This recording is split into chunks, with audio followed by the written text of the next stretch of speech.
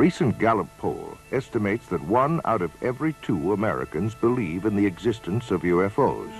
Over 15 million people have reported seeing UFOs, of which over 2,000 were encounters with landed UFOs and their occupants. UFOs have been fired upon by jet fighters and anti-aircraft missiles, but with no effect. They give off powerful electromagnetic charges, often causing the breakdown of engines and electrical circuitry. They evoke strange and fearful reactions in animals and frequently cause profound psychological disturbances in humans. They have the ability to materialize as if from nowhere, but more often vanish into thin air in the midst of a sighting.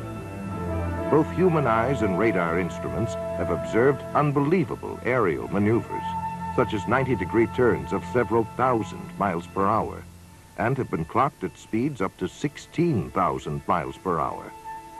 There can be no longer any doubt, even to the most ardent skeptic, that UFOs exist. The question is, where do they come from?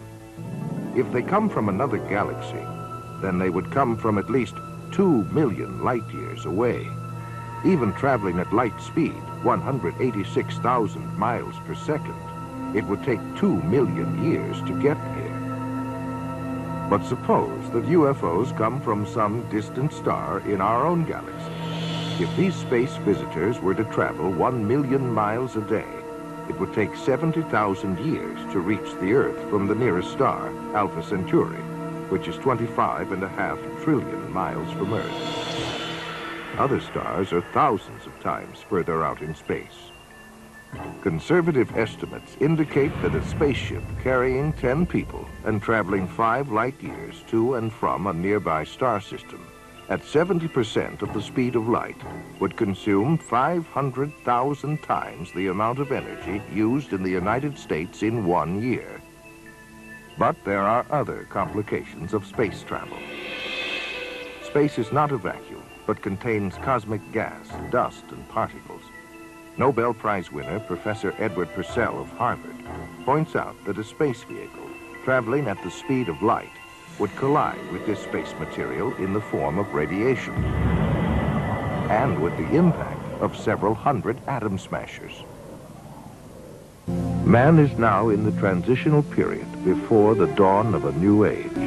In his book, Flying Saucer Pilgrimage, Bryant Reeves summarizes his findings in this statement. From our analysis, the teachings of the space beings appear to support many of the principles taught in Oriental philosophy by seers of the Far East. UFO researcher John Weldon then offers this question.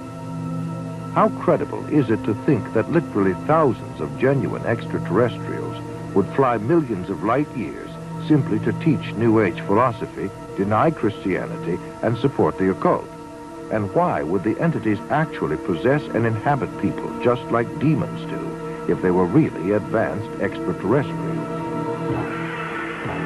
Dr. Pierre Guérin, an eminent scientist associated with the French National Council for Scientific Research, concludes that UFO behavior is more akin to magic than to physics as we know it, and that modern UFOnauts and the demons of past days are probably identical. One of the greatest waves of UFO sightings in modern history came in 1965, with more than 500 cases reported during the summer months alone. One such case was near Ann Arbor, Michigan, where 50 people and 12 police officers in 3 counties reported having seen objects flashing across the pre-dawn skies. That evening, 87 female students at Hillsdale College near Ann Arbor watched an object flying around and flashing bright lights for a period of about 4 hours.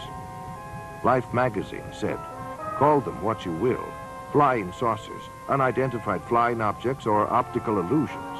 They are back again, and seen by more people than ever before." Last week, the manifestation seemed almost to have reached the proportions of an invasion. In Washington, House Minority Leader Gerald Ford called for a full-blown investigation.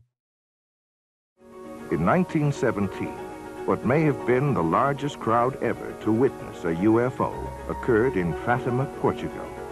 50,000 people watched in amazement as a huge silver disc began spinning like a windmill and dancing about in the sky. After plunging toward the Earth, it climbed back into the sky and disappeared into the sun. One night during the summer of 1948, Clyde W. Tombaugh, the astronomer who discovered the planet Pluto, was sitting in the back of his home at Las Cruces, New Mexico. He and several witnesses, including other members of his family, watched a strange glowing craft move overhead. All of the witnesses agreed that the object was definitely a solid ship and that it was probably some form of extraterrestrial device. November 5th, 1945, a squadron of 5 Avenger torpedo bombers with 14 experienced crew members flew out of Fort Lauderdale Naval Air Station in Florida. It was a short, routine flight. Each plane had a full load of fuel, and weather conditions were excellent. But something strange happened. The flight leader called in and reported not having any sense of direction.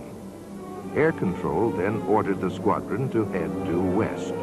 The leader, with alarm in his voice, then said, "We don't know which way is west. Everything is wrong, strange. We can't be sure of any direction. Even the ocean doesn't look as it should." He then stated that weird, unidentified aircraft were closing in on them. His radio went dead. All 5 planes disappeared without leaving a trace.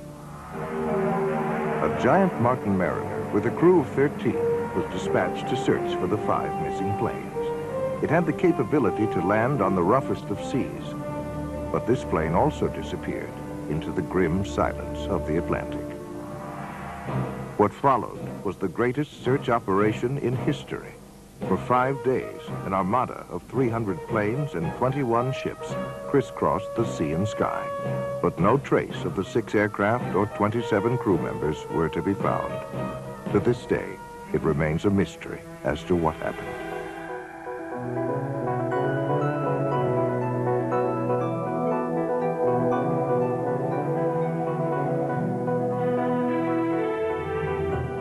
In 1960, it became apparent to the military that if they were going to have any significant covert operations, they were going to have to be underground. The reason was people are extremely observant. They notice everything that's going on.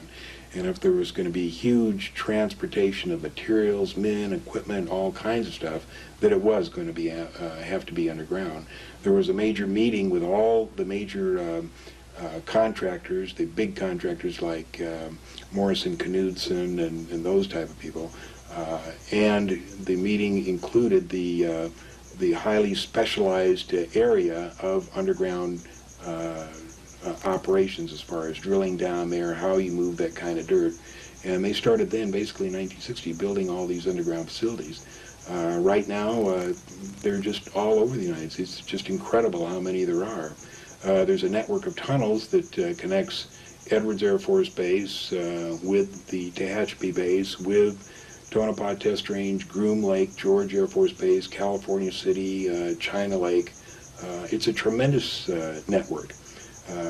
I have varied and many people who have told me that they exist, that they have been down there.